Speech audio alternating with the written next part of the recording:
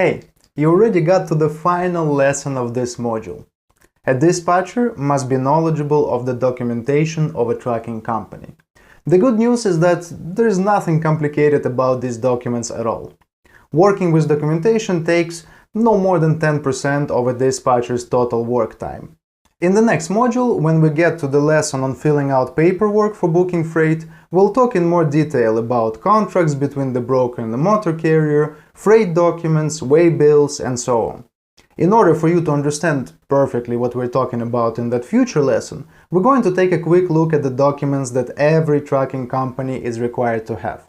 These are the very documents that you will get from your new customer or employer when you start working with them. First of all, any trucker who owns a 10,000 pounds truck or larger and wants to transport freight between US states is required to have a DOT number and an MC number. The DOT number is a unique identification of the motor carrier registration with the US Department of Transportation. The FC number, or motor carrier number, is also a state operating license and a unique identifier assigned to transportation companies moving freight across state lines by the Federal Motor Carrier Safety Association, FMCSA. Both the DOT number and the MC number can be found in a single document, called the MC certificate. This is a federal document that certifies a trucking company's compliance with the Code of Federal Regulations. This document certifies that the designated MC number is valid and belongs to the designated carrier in accordance with all operational and insurance requirements. The original of this document must be kept by the owner of the company, and a copy must be kept by each driver. The dispatcher will just need an electronic copy to forward to the broker when completing agreements. The next mandatory document is the Certificate of Insurance, abbreviated as COI. Before starting operations, the motor carrier must obtain an insurance policy. The Certificate of Insurance proves the existence of the policy and the terms of insurance. This document includes the following key information: the name and address of the insurance provider, name and address of the company that is insured, policy number, terms of insurance, types of insurance, coverage dollar amount, and additional insured parties. The minimum insurance policy requirements for carriers is $750,000 in automotive liability coverage and $100,000 in cargo liability coverage.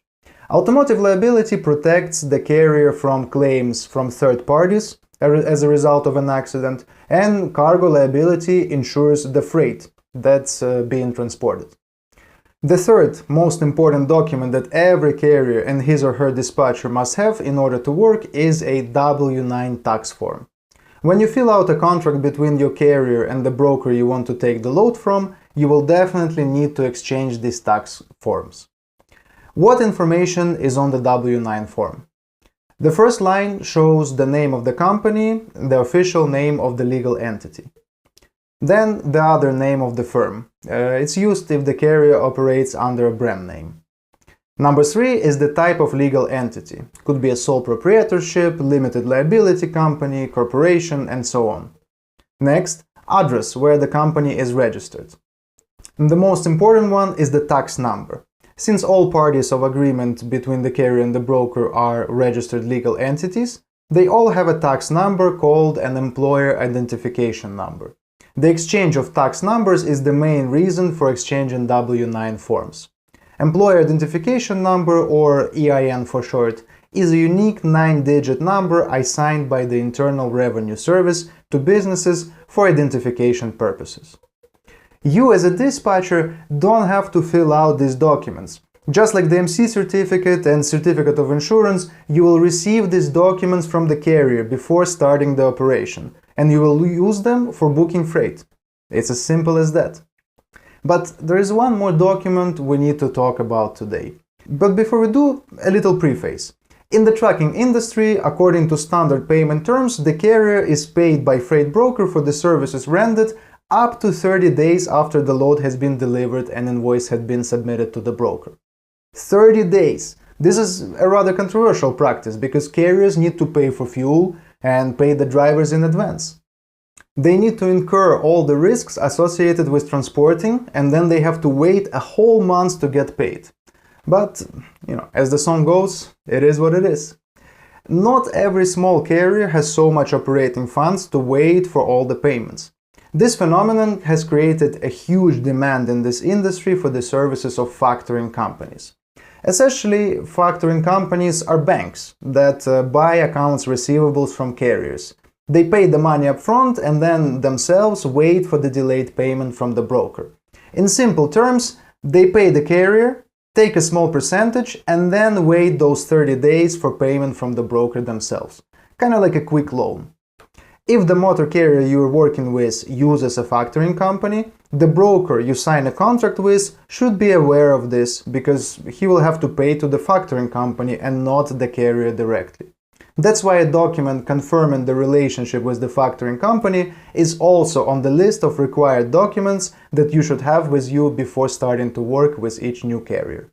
Such a document is called Notice of Assignment, or NOA for short. A notice of assignment is a document used to inform debtors that a third party has bought their debt. So, that's it. All we have to do is to summarize. We've learned about 3 major documents which every carrier must have and must make available to their dispatcher in the form of an electronic copy. MC certificate, certificate of insurance, and a W-9 tax form. Plus Notice of Assignment, the 4th document you need if your carrier cooperates with a factoring company.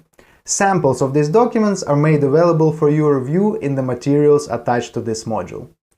I'm glad you made it through this module. There was a lot of basic but extremely important information that will help you further in your learning process. We're gonna step away from the theoretical for a while and get deeper into the practical. I have a feeling that you're gonna love the next module. Don't forget to complete your homework, and I'll be waiting for you in Module 3. Good luck!